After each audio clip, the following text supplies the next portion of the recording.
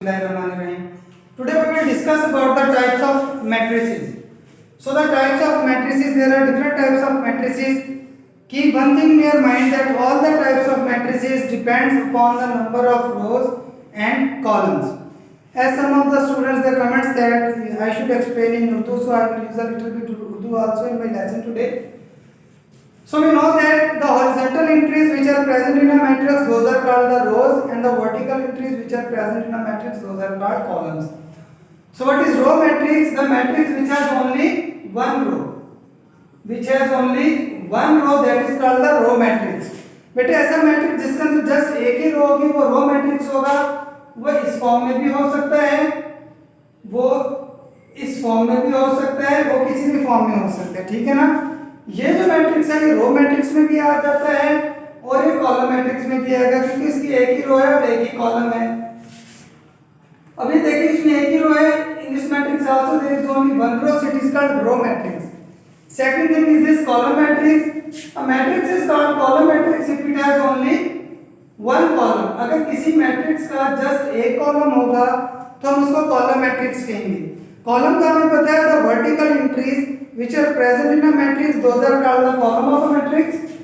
So यहाँ पर कोई वैल्यू लिखी है 4, अब देखिए एक ही एंट्री है वर्टिकली, तो ये कॉलम मैट्रिक्स भी है लेकिन रो भी एक ही है, तो ये रो मैट्रिक्स भी हुआ।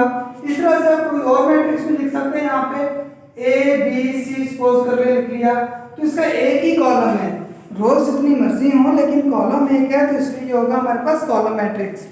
अब थर्ड में आ जाता है रेक्टेंगुलर मैट्रिक्स। रेक्टेंगुलर मैट्रिक्स ऐसा मैट्रिक्स होता है जिसके अंदर रोज और कॉलम्स जो है वो इक्वल नहीं होते। So matrix is called rectangular matrix if the number of rows is not equal to number of columns, तो हम उसको कहते हैं रेक्टेंगुलर मैट्रिक्स। फॉर एग्जांपल यहाँ पे 1 2 3 4 -6 7, अब यहाँ पे देखिए आप 2 रोज हैं और 3 कॉलम हैं, तो ये हमारे पास रेक्टेंगुलर मैट्रिक्स होगा, ठीक है ना। अब इस तरह से फोर्थ है हमारे पास स्क्वायर मैट्रिक्स। अब स्क्वायर मैट्रिक्स में क्या होगा, the matrix in which number of rows and columns are equal, जिसमें बेटा रोज और कॉलम इक्वल होंगे वो हमारे पास मैट्रिक्स होगा स्क्वायर मैट्रिक्स। ये 1 2 3 6 या यहाँ पे हो A B C E F G D S P, तो ये देखें 3 रोज हैं 3 ही कॉलम है, नंबर ऑफ रोज और कॉलम इक्वल हैं, तो हमारे पास आ गया स्क्वायर मैट्रिक्स। अब फिफ्थ वाला जो है नल और जीरो मैट्रिक्स। नल मींस कुछ भी नहीं है इसमें, जीरो। नल और जीरो मैट्रिक्स किसी भी ऑर्डर का हो सकता है, ये एक नल और जीरो मैट्रिक्स है क्योंकि जस्ट इसके अंदर जीरो मौजूद है, और या ये भी हमारे पास नल और जीरो मैट्रिक्स भी है, और ये हमारे पास कॉलम मैट्रिक्स भी है, ठीक है। इसी तरह से हमारे पास अगर कोई मैट्रिक्स दिया हुआ है 0 0 0 0, तो ये भी हमारे पास नल और जीरो मैट्रिक्स है, ये स्क्वायर मैट्रिक्स भी है।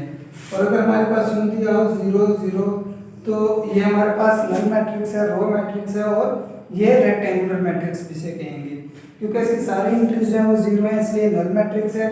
एक ही रो है तो रो मैट्रिक्स भी है, एक रो है 2 कॉलम है, रोज और कॉलम इक्वल नहीं है, तो ये रेक्टेंगुलर मैट्रिक्स भी है। छठी टाइप इसमें आ जाता है ट्रांसपोज ऑफ अ मैट्रिक्स। बेटा तो एक बात ध्यान में रखिएगा, ये जो वर्ड है ना ट्रांस, इसका मतलब होता है चेंज। चेंज जिस तरह हम कहते हैं ट्रांसफर, मतलब एक जगह से दूसरी जगह पर चला गया, ठीक है ना। तो ट्रांसपोज के इसकी जो पोस्ट स्टाइल को कहते हैं ना, कि अगर हम उसका स्टाइल चेंज कर देंगे किसी मैट्रिक्स का तो उसका ट्रांसपोज बन जाएगा। अब स्टाइल इसका कैसे चेंज होता है मैट्रिक्स के अंदर, तो जो रोज होती हैं उनको कॉलम्स बना दिया जाता है, और जो कॉलम्स होते हैं उनको रोज बना दिया जाता है। सपोज कर ले अगर आपके पास एक मैट्रिक्स दिया हुआ है 1 2 3 6 5 4, अब इसके अंदर रोज जो है वो है 1 2 3 और 6 5 4। जब मैं इसका ट्रांसपोज लूंगा तो मैं लिखूंगा ए ट्रांसपोज, छोटा सा टी लिखते हैं ए के ऊपर, A transpose is equal to, अब इसकी रो थी 1 2 3, मैं इसको कॉलम बना दूंगा 1 2 3। सेकंड रो थी 6 5 4, तो इसको भी कॉलम बना दूंगा 6 5 4, तो ये मेरे पास इसका ट्रांसपोज आ गया कि transpose of a matrix is obtained by changing the number of rows into columns and columns into rows. Seventh, negative of matrix. Negative of matrix, it is a very simple. For example, हमारे पास दिया हुआ है question 2 3 4 6 या 2 -3 -4 6. अब मैंने लेना negative of matrix. अब negative of matrix में मैं क्या करूंगा, -a लिखूंगा और इसके जितनी भी वैल्यूज इंट्रीज अंदर मौजूद है उन सबका साइन चेंज कर दूंगा. 2 प्लस का था, ये -2 हो गया. ये -3 था, इसको मैंने +3 कर दिया. ये -4 था, ये +4 हो गया. ये 6 था, इसको -6 कर दिया. तो ये मेरे पास आ गया नेगेटिव. तो negative of a matrix is obtained by changing the science of the entries of a matrix.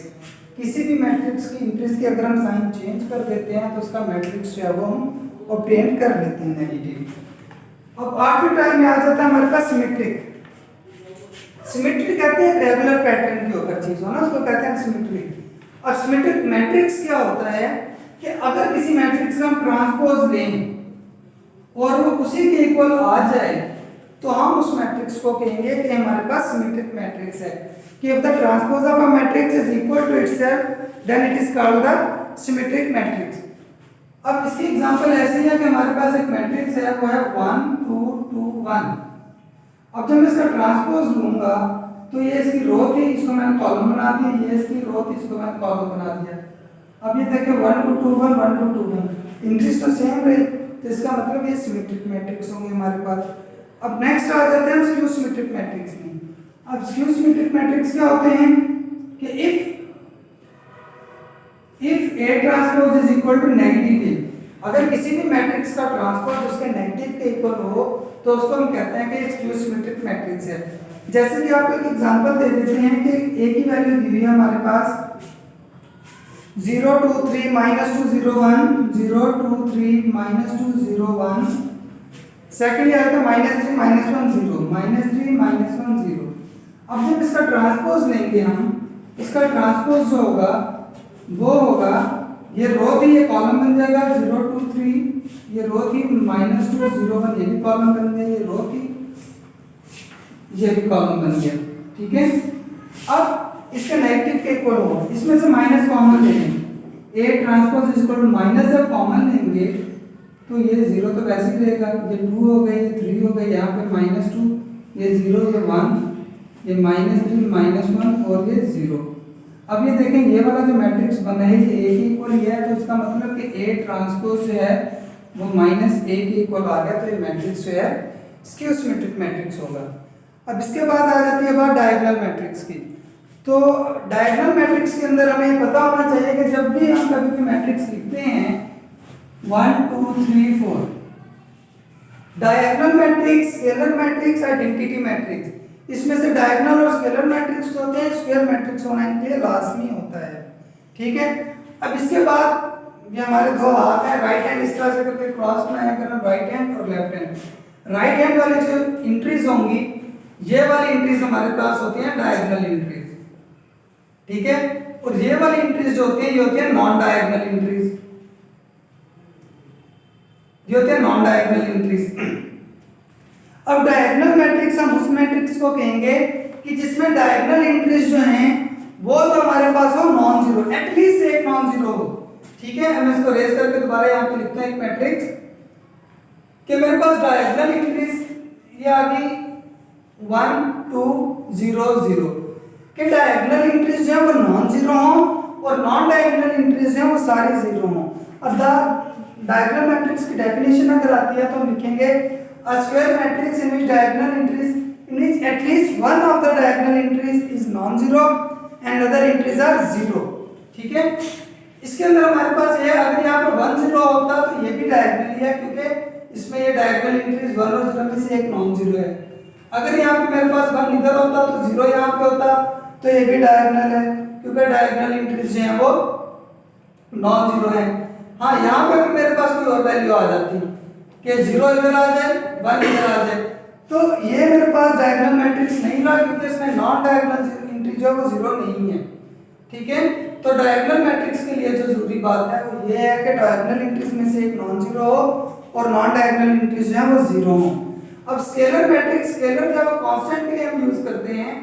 Scalar matrix में ऐसा होता है कि हर स्क्वायर मैट्रिक्स या डायगोनल मैट्रिक्स के इन which diagonal entries are constant, यहां पे 2 है तो यहां पे भी 2 होगा, बाकी एंट्रीज जो होंगी वो 0 होंगी, तो वो हमारे पास होगा स्केलर मैट्रिक्स। यहां पे सेम वैल्यूज का होना जरूरी है, अगर यहां पे -4 है तो यहां पे भी -4 होगा।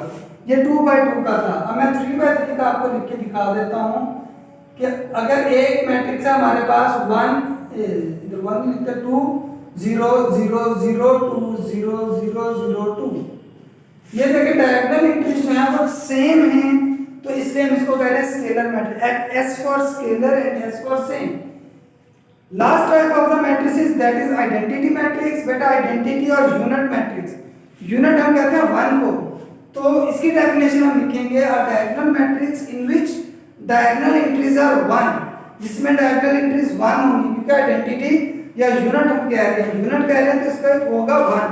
अब यूनिट मैट्रिक्स को हम रिप्रेजेंट करते हैं I के साथ, ठीक है, आइडेंटिटी मैट्रिक्स होता है, तो इसके अंदर हमारे पास होगा 1 0 0 1, अगर मैं 2/2 का बनाऊं, और इसी तरह से अगर मैं 3/3 का बनाऊं तो ये होगा 1 0 0 0 1 0 एंड 0 0 1। अब ये देखिए डायगोनल एंट्रीज जो सारी सेम है और 1 है, तो इस तरह का मैट्रिक्स जो हमारे पास आइडेंटिटी या यूनिट मैट्रिक्स होगा।